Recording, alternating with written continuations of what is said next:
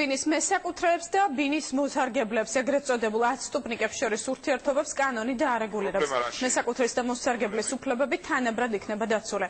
მოსარგებლეები კი ბინებში დარჩენას ხანგრძლივი პერიოდით შეძლებენ. დღეს კანონპროექტით გათვალისწინებული უფლებები მესაკუთრეებს და მოსარგებლებს დედაქალაქის მერმა გააცნო. გიგი უგულავას თქმით, ის ადამიანები, ვინც წლების წინ ბინა იყიდა, თუმცა არ გადაიფორმა, თანაბარ უფლებიან მდგომარეობაში იქნებიან ბინის კანონიერ მესაკუთრეებთან. ეს ძირითადად ეხება თბილისის ძველ უბნებს, როგორც არის მთაწმინდა, ჩუხურეთი, ვერა, სოლოლაკი. 30,000 შემთხვევიდან უკვე დღეისთვის დაახლოებით 1000-1500-მდე დავიდა ეს შემთხვევა.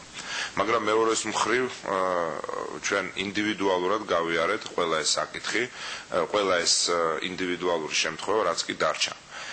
და აღმოვაჩინეთ ერთი რამ, რომ პრობლემა არ არის ცალკე აღებულ სასამართლოში მიმართვა არ მიმართვაში, ანუ ათსტუფნიკი მიმართავს თუ არ მიმართავს 1 იანვრამდე, არამედ პრობლემა იმაშია, რომ ხშირ შემთხვევაში სრულად სამართლიანი იყო ათსტუფნიკების, ესე ვთქვათ, მოთხოვნა, იმის გამო, რომ ძირითად შემთხვევებში ფიზიკურად სასამართლოში ვერ მიმართავდა ესა თუ ის ათსტუფნიკი. იმის გამო, რომ ბინათ მესაკუთრე არ იძებნება, შესაბამისად, როდესაც არ არსებობს მეორე მხარე, ფიზიკურად გინდათ რომ ბაჟიდან განათავისუფლო, ვერ მიმართავდა სასამართლოს. ყველაზე ოპტიმალური გამოსავალი გვინდა შევთავაზოთ,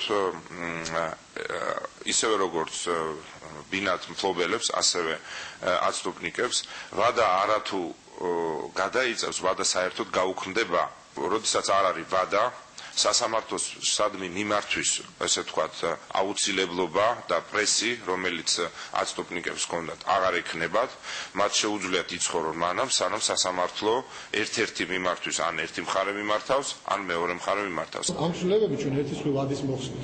და მეორეს მხრივ იმ შემთხვევაში, როცა მესაკუთრე არ იძებნება ათსტუფნიკს მიეცა საშუალება და მექანიზმი გამოინახა იურიდიულად გამართული, კონდეს საშუალება დაკანონების სასამართლოს მეშვეობითთან.